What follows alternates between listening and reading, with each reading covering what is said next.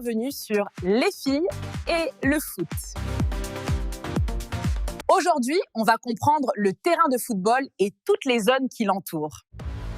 Parce qu'un match de football, ce n'est pas seulement 22 joueurs sur une pelouse, il y a toute une organisation autour.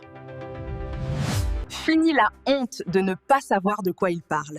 C'est parti, on décode ensemble. La première zone, et la plus importante, c'est la surface de jeu. C'est le terrain où jouent les joueurs.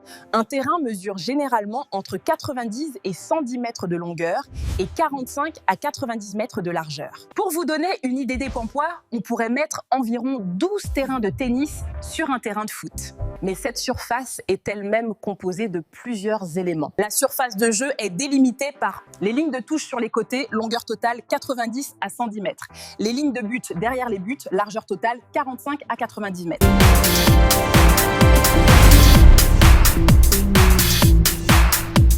Sur chaque ligne de but, on trouve une cage de but placée au centre. Dimension réglementaire, largeur V 7,32 m, hauteur V 2,44 m, profondeur VATI au minimum 1,50 m. Les cages, c'est l'objectif final du foot. Sans elles, pas de jeu possible.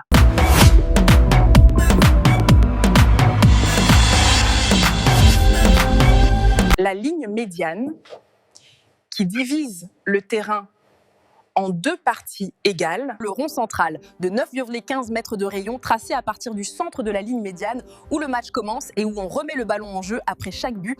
Maintenant, attention, devant chaque but, il y a une grande zone appelée surface de réparation aux dimensions exactes 40,3 mètres de large sur 16,5 mètres de profondeur.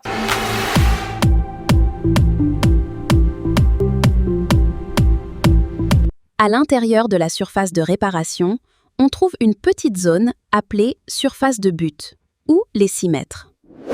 Elle sert principalement pour les dégagements du gardien. C'est sa zone intime.